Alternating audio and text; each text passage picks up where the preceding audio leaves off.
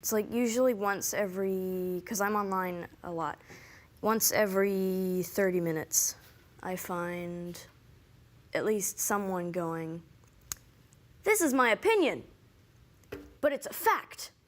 And I just sit there going, "No, it is an opinion." Who are you? And where are you going? What do you want? Together we'll find the ideal path on the Way to Wow Show with your host, Kevin Bemmel. My daughter and I have done a couple of shows together. So this time on the Way to Wow Show, now that she's in her teen years, she's really starting to take a deeper look at her values. And so we're going to do a segment in the identity realm of the spiritual pillar, where my daughter's going to talk about some issues of what she thinks is important and how she's been developing those ideas. And we're going to talk about those together. But first, our bartender, Bryn Smith, is going to make a cocktail. Yes, I am. Today I'm going to make a delicious cocktail called the Presbyterian, but I'm going to give it a little bit riff on summer vibes here. So it's a really delicious cocktail that there really isn't much history about it. All that we know that it was a pre-Prohibition cocktail, and in my mind it's called the Presbyterian, so maybe somebody wanted it after a church service or something. So we're gonna go into that. So let's get our shaker tin out. This is gonna be a really yummy, fresh, summery cocktail. So we're gonna put in one of my favorite ingredients to muddle is basil. So we're gonna put 2 little sticks of basil in there, or 2 little leaves, excuse me, of basil. We're gonna put in 2 to 3 slices of nectarine. Peach works just as well. And then we're gonna muddle that. And when you muddle, you just wanna make sure you stamp down the fruit. You don't wanna overly twist and get all the stuff really bruised, the herbs. Just a little, so that you release the delicious aromas in the beautiful stuff we have here. And then we're gonna do some lemon. So a ½ ounce of that. It's the big guy. Okay, there we go. Pour that in your tin. And just a ½ ounce of simple syrup to make sure we balance the cocktail with that lemon. And then 1½ ounces instead of the normal 2, because we're gonna try to have this be an afternoon drink here. There we go. And then we're gonna add ice to our glass. We're gonna use like a Collins glass, because this is kind of a takeoff of a highball as well. Make sure you fill your glass tall with ice, like so. And then we're gonna add some to our tin. And I always like to add a good amount of ice so that you make sure that you are diluting your cocktail, but also making it cold and not watering it down.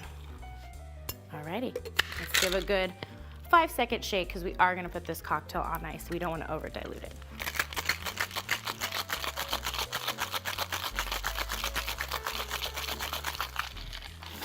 And our last step here would be some ginger beer. Ginger ale can work well, but I just wanted that little bit of spicier note. And about 2 ounces, depending on how big your glass is, you might have to put a little bit more. And then we are gonna strain this cocktail out into this glass here, like so.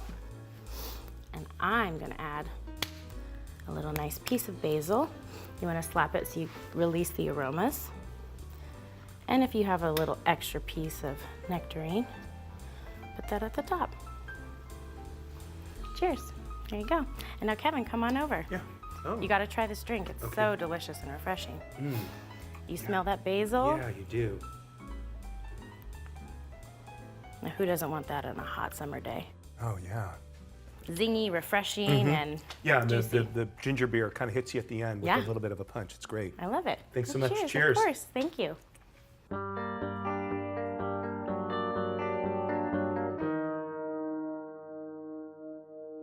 So here we are again, right? Mm-hmm. Right?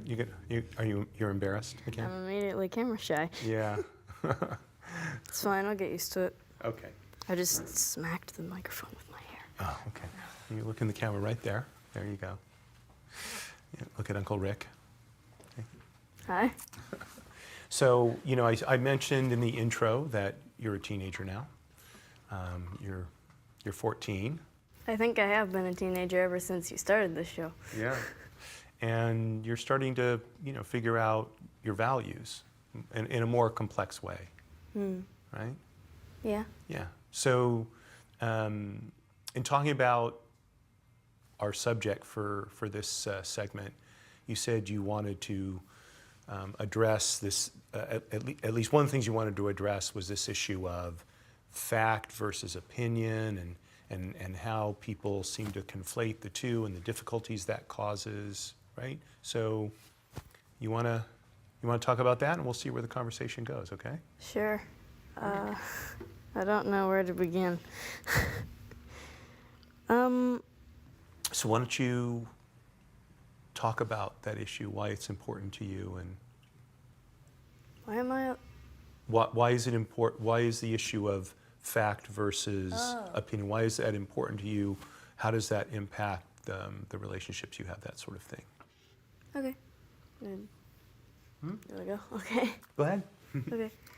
I guess just whenever I go online, it's like usually once every, because I'm online a lot, once every 30 minutes, I find at least someone going, "This is my opinion, but it's a fact."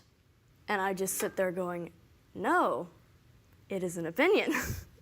It's like, for instance, a fact would be that normal milk is white, unless you're colorblind to white. I don't know. I don't know how that works. I'm not colorblind, so I wouldn't know. And then an opinion would be that milk is creamy, because not everyone thinks milk is creamy. But if you took that into a bigger sense, I guess, it would be using an example of a series that I like a lot. There is a series that most children my age know of called The Dream SMP. One of the most prominent characters on that show is named Dream, the famous Minecraft speedrunner or something. I can't remember. A lot of his fans seem to think, this is hyperbole, that he is God, but not really, because he's not God, because he's a mortal being. But whenever somebody like fights against, well, not fights against, but whenever they disagree with the guy, they all just kind of go, "No." It's like, how dare you disobey the mortal being that is actually God? I don't dislike Dream. He's a very fine person. Just using his fan, he recognizes the fact that his fans are a bit, you know. So Dream is a real person. Yes, he's a YouTuber like me. Oh, he's a YouTuber. I see. Yeah. And so, but people have raised him to the sort of godlike level. So whatever he says, they follow it no matter what, huh? Basically, there are two sides to this whole thing, which kind of tie into the whole opinions versus facts. An opinion would be, because no one actually knows, or at least, well, my opinion would be, anyway, because I don't know. It might have been clarified, but I have no idea because I don't watch those videos. Dream, as I said before, is a Minecraft speedrunner, which means he tries to complete the game Minecraft as fast as possible. There is a notorious amount of cheating during those speedruns, and a lot of people have accused him of cheating. He himself has debunked those accusations, but people still hold the opinion that he is still a cheater. I do not hold that opinion, and even if I did, he's a funny guy, so I don't know, I don't care. So the fact that, are there some people that are saying it's a fact that he's cheating? Yes, even though it's never been proven or disproven. Okay. That's not. So they're saying it's a fact, but they don't have any evidence. Okay, and you find that to be a problem. Why is that? Why is that a problem? I find it to be a felony. No, I'm just kidding. I do. I was about to say I don't know. I guess it's just, okay. when you're on the internet as much as I am, you are surrounded by people of all ages and people of all personalities and attitudes. And a lot of those people are children about the same age as I am that are less mature, because it can range from six in age, 6 years in age, to, I don't know, 50, probably more. I don't know how this algorithm stuff works. It can range from 6 years old to 50 or more. And you'll still have people arguing, bickering like pigeons, or, I don't know, baby elephants, whacking each other with their, what are they called? Trunks? The trunks.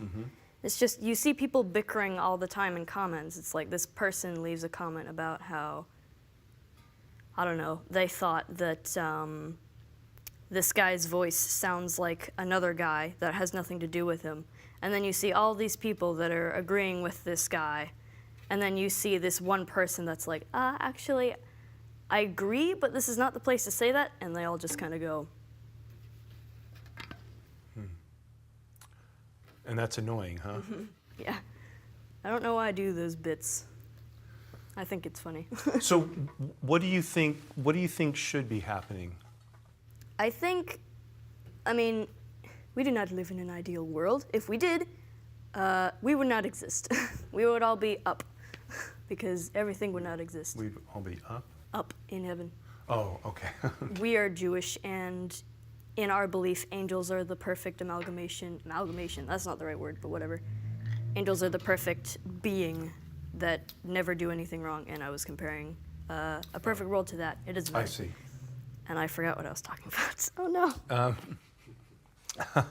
no. So, how should people be behaving? We don't. You're right. We don't live in a perfect world, right? But the behavior that you're seeing on the internet, where people are either making accusations without a basis for those accusations, or they're trying to pass off opinions as facts, or they're just sort of bickering about meaningless things.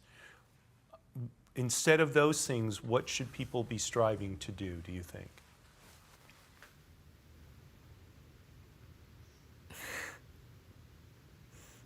I don't want to sound like all those teachers you have in middle school that are like, if you treat them with kindness, they will treat you with kindness. I dislike those people highly because I had them and I could not get away from them.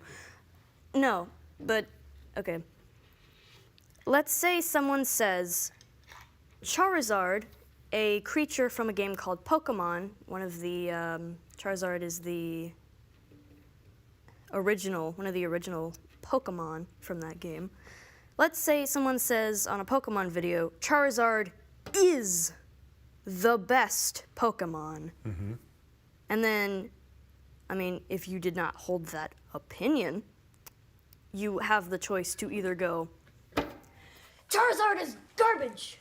Charizard is garbage! Squirtle is the best Pokemon ever, and anyone who doesn't think so can jump off Tartarus. Wait, Tartarus is not a mountain. That doesn't work. They can jump off a mountain anyway. They can jump off Mount Cinnamore, because I think that's from Pokemon. There we go, that works. Okay. I don't know, Mount Cinnamore. But that's what they probably shouldn't do, right? Right, exactly. So what should people do? Instead, you should go, I hold a different opinion. Fire is weak against many things, and water is more effective against other things that fire is weak to, aka I like Squirtle better. But that's just my opinion. Oh, I swacked the mic again. Swacked? I can't speak. Okay. Stefan will let us know if we've made any mic gaffes. Okay. He's on the floor. What? It's cooler down there. So people should be polite? Yeah. I know it's hard to be polite when, okay, here's another example of something, because I like those.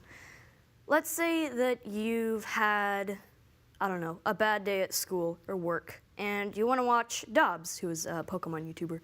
You want to watch Dobbs, so you watch one of his top 10 best Pokemon, or favorite Pokemon videos or something, and you scroll down in the comments and you see someone go, I don't know, I like this thing that you don't like, and you've had a bad day, so you're automatically like, you know, okay, let's say I am a bottle. I'm not very high. I'm not very tall, but I'm tall because I said so. Let's say I'm a bottle filled with, I don't know, lava, and the lava is right here. And then the top of my head is the top of the bottle. And then seeing that just kind of makes it go, you know, wee. I'm sorry, I'm not following you. No, so let's say, okay, instead let's say that the person who is having a bad day and sees this comment is a volcano.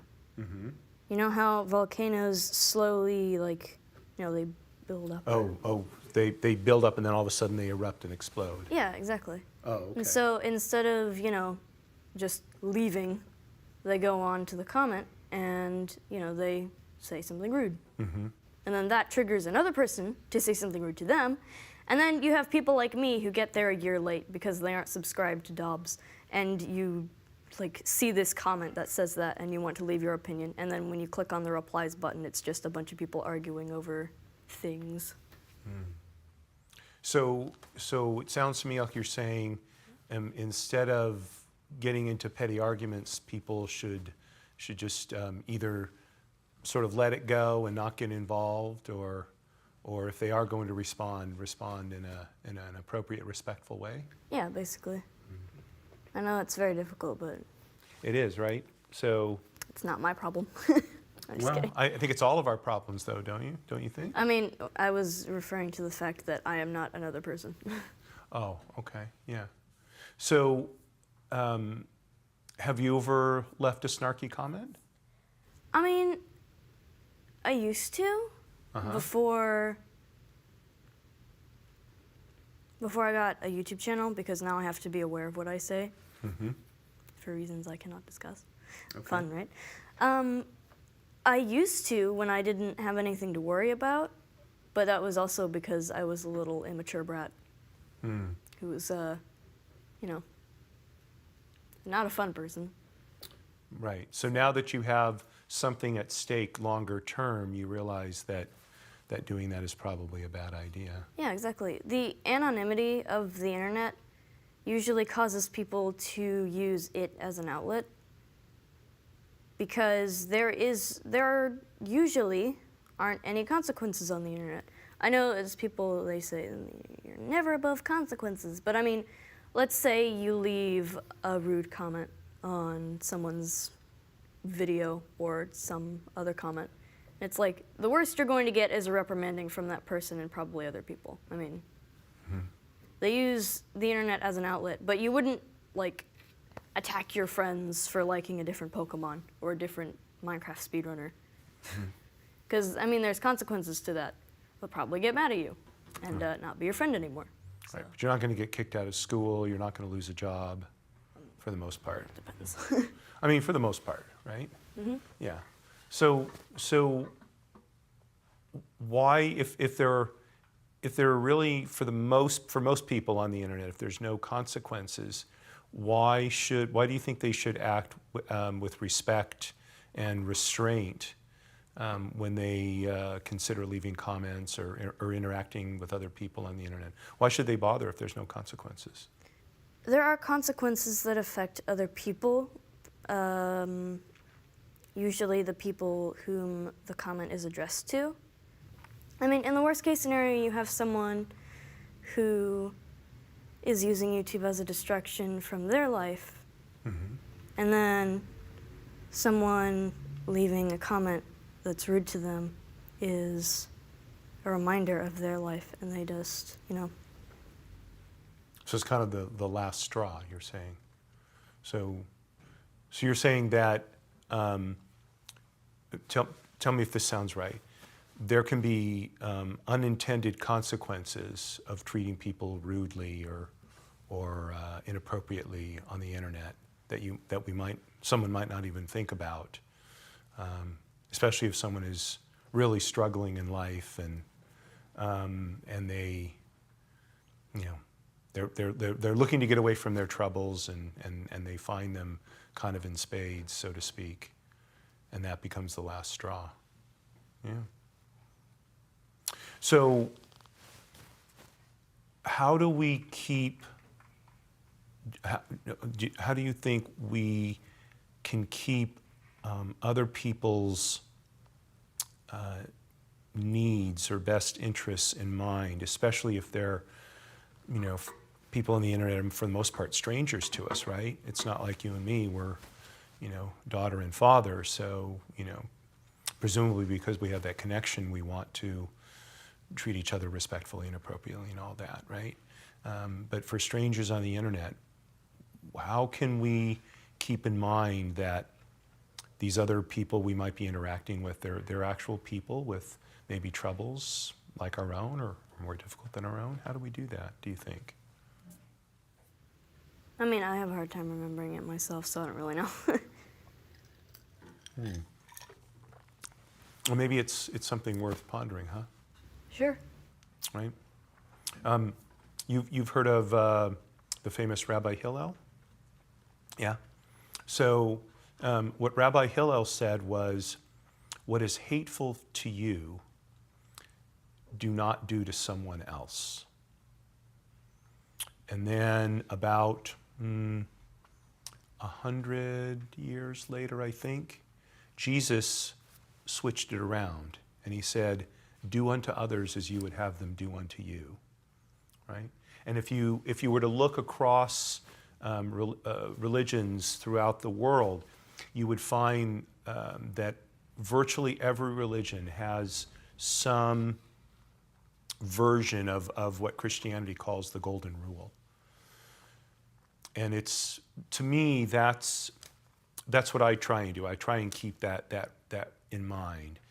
I don't want to do something to someone else that I wouldn't want done to me, to use Hillel's version, right? Because I think if I do that, then it justifies someone doing it back to me. And then I've ended up hurting another person, and I end up hurting myself as well, right? So it becomes kind of a cycle, a vicious cycle, right? They hit me, oh, hit them back again. They hit me again, hit them back again, and on and on and on and on and on, right? So that's why we're, in our family, I think we try and make sure that we apologize as quickly as possible if we hurt somebody's feelings, right? To sort of cut that off. We don't want that happening, right? Yeah? Any other thoughts before we close out? No? Okay. Well, good. Well, thanks for sharing your thoughts. I appreciate it. I always love these discussions. Yeah? Okay. Well, Sorry, I good. have a knot in my throat. You have a knot in your throat? Oh.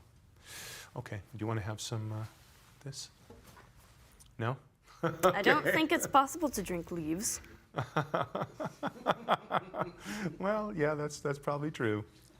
All right. Well, we'll get you some water after the interview's over. Okay? Okay. Great. Thanks, sweetie. You're welcome. For me. I always love doing the episodes with my daughter, and this one is as she's crafting her identity in that spiritual pillar. It's so fascinating to hear her developing her values, figuring it all out. And yet, in a way, she's just part of a continuum that's been going on for millennia. When you think about it, what did we come down to?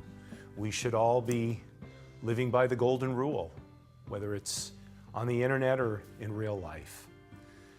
It's an easy lesson to remember, but it's a very difficult lesson to follow, I think. Nonetheless, I think we should all give it a try. Courage at all times, my friends. Marie, you're still my belle.